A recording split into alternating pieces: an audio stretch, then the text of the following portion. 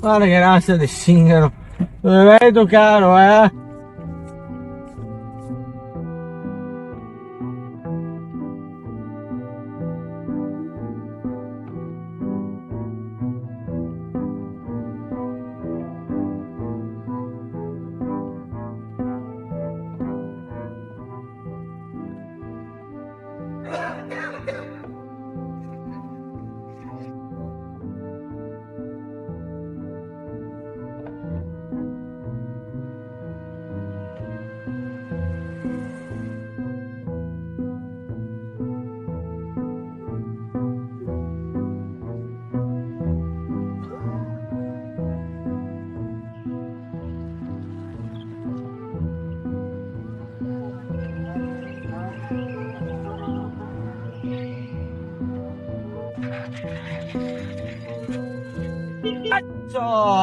Occhio! Occhio!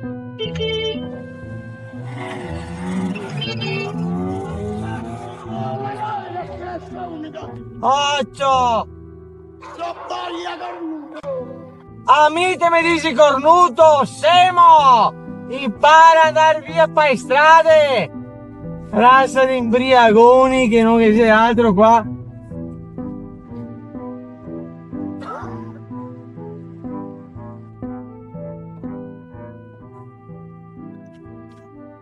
Un vescovo, piena notte da solo.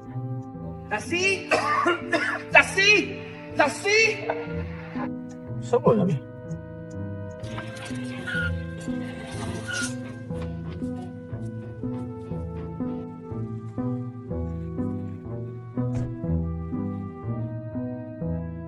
Raga, ma il passa presto.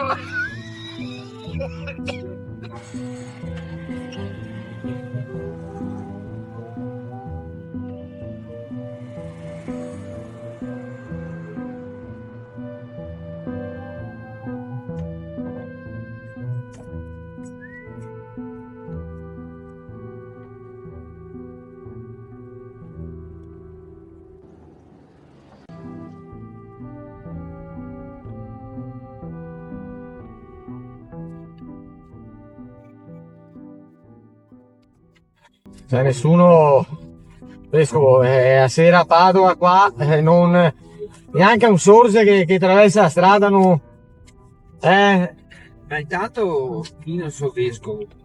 Vabbè, Commissario. prete, Solamente dopo.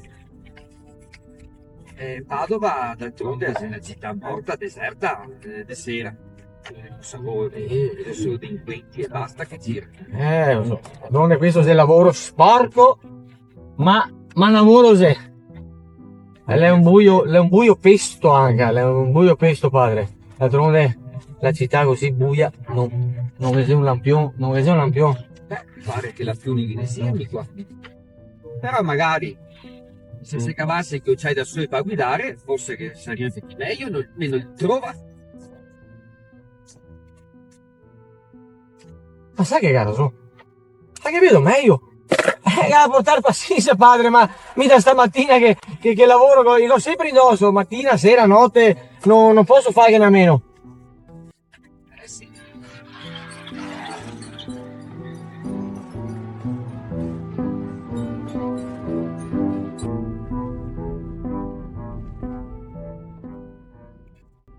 Padre, scusi, ma amico, da domandare che una roba, non è che tutte le sere capita di avere un vescovo, un padre in macchina, voglio dire, bisogna che domanda un piccolo piacere, ma bisogna che mi confessa.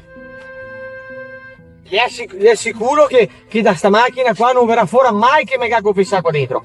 Non si preoccupi, tanto se per 30 anni la ritrovassi ancora, neanche mi ricordo di io, però io mi ga confessarmi, mi bisogna che mi cava di sti peccati che mi rosega, mi viene su, soprattutto adesso che lavoro così di notte, col pensiero mi bisogna che mi sfoga padre, non posso non sfogarmi.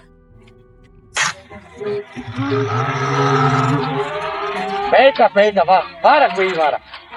Ragazzi! Piano col filo, Lei sa, ad esempio, che c'è un'età, quando che si cresce, un'età come se puoi dire, dello sfogo, no?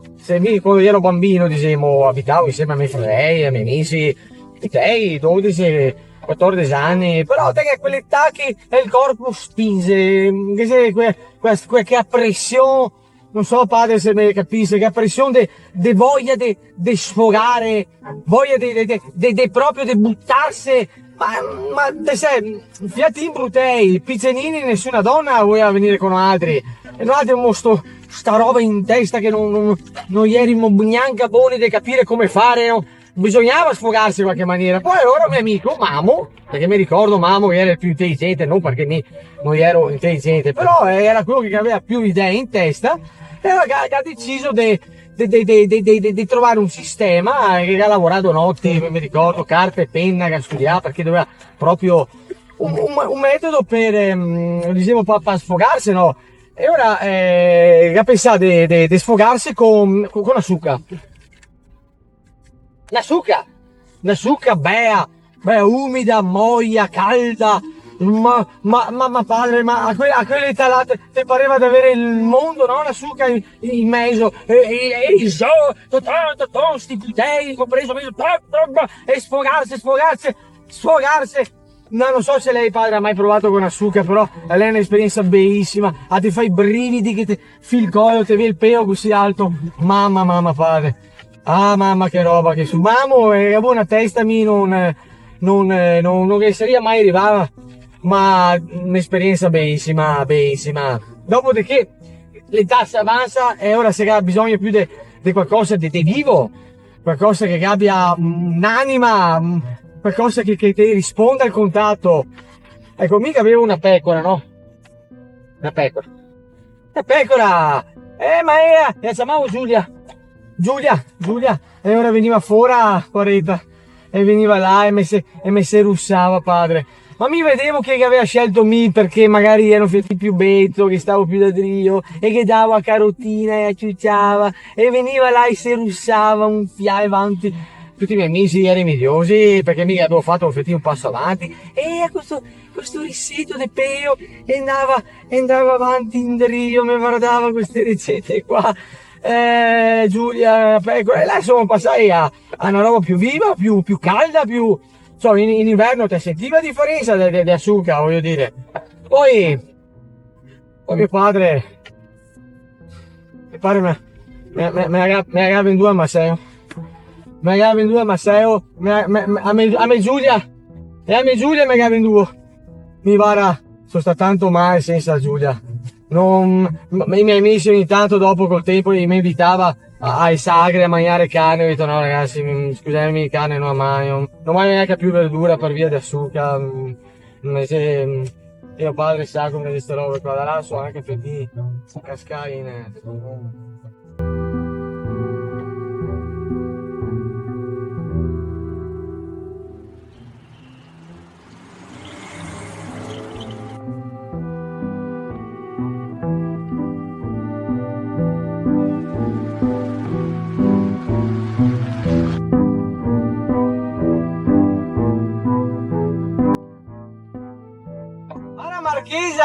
Marchesa, Evelina, aspetta che faccio passare. Guarda che sei?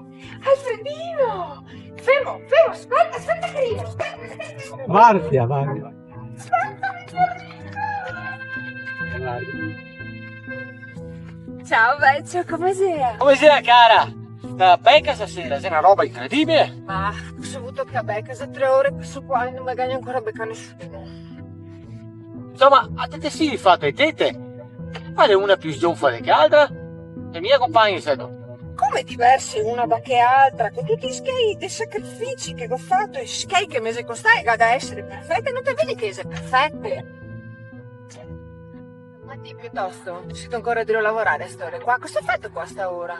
Sì, stasera se lavora, ogni tanto a notte o carico qualcuno come te o porto in giro a proposito.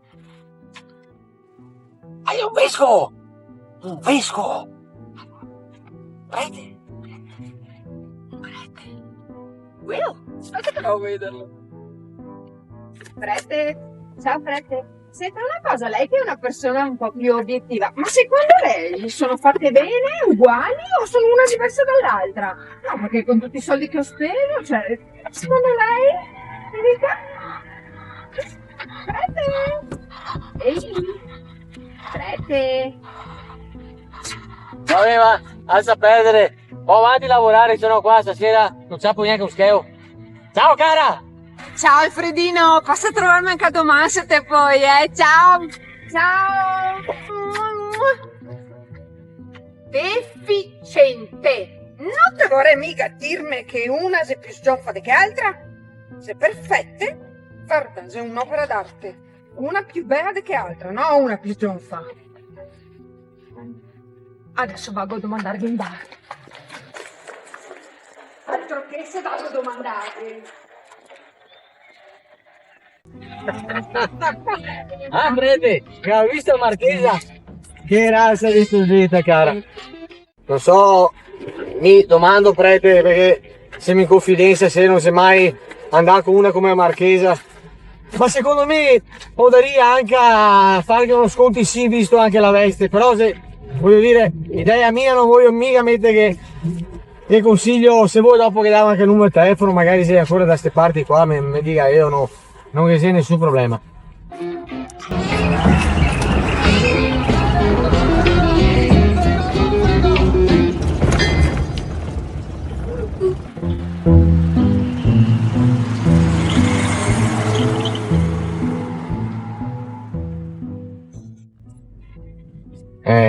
Storia di vita, caro padre. Pensi che mio fratello ha un cagnetto? No, che ha un cagnetto che ogni tanto andavo a trovarlo, che ottenevo. Mio fratello è sempre in giro per il mondo, dei qua, dei là, e ora mi faccio un piacere e andavo a portarlo fuori, andavo a farlo giocare, da mangiare, quello che c'è da fare che ha un cagnetto, no? Ogni tanto trovavo là mia cognà, la moglie di mio fratello, e vedevo che mi guardava ogni tanto, che sempre buona simpatia per me.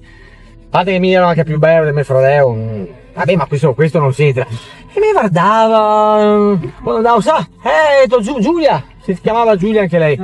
Giulia, sono venuto a dare le crocchette, e mi fa, sì, dai pure le crocchette, c'era sempre sto feeling.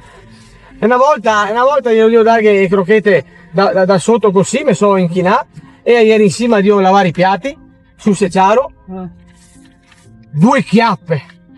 Pare do ciappe così, rosa, calde, un po' mi ricordava succa, e mudande dell'ana mi ricordava pecora, padre non capivo niente, era mia cognà, ma non l'avevo fatta. E che a volte mi ricordo il cagnetto che ho legato a una porta e mi con cognà sotto, padre, e attirava a bocca, e mi sei! E mi sei! Tirava a bocca sta cognà! Roba, mamma mia! Padre, io non so se lei ha provato un'esperienza con sua cognata, però le posso assicurare che è una roba incredibile, una roba bella. Mamma mia, la Giulia! Mamma mia, se per me fratello devi sapere queste robe. Mamma mia! Sì. Beh, insomma, mi so su raccontare che padre, queste robe, te sai, non parlo con nessuno, adesso sono un po' più leggero, padre, Ah, padre? Padre?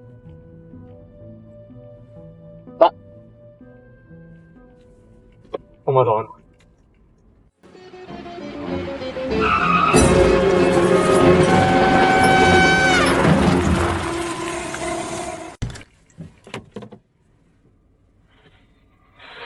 È morto il padre.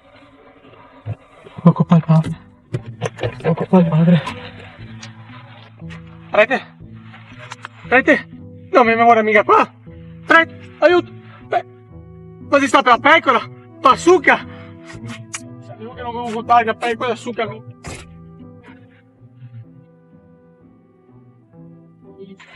Prete! Cos'è il commento adesso? Ma pesa! Mascio il pesa!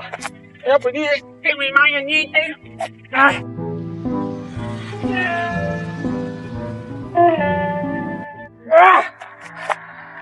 E adesso qua! Prete! E non sale neanche a bocca! Sento cosa ti dico, caro prete. Se la sta Zucca, se la sta Piegola, se la sta Mecognà, chi caro te asso qua? Ciao Nine!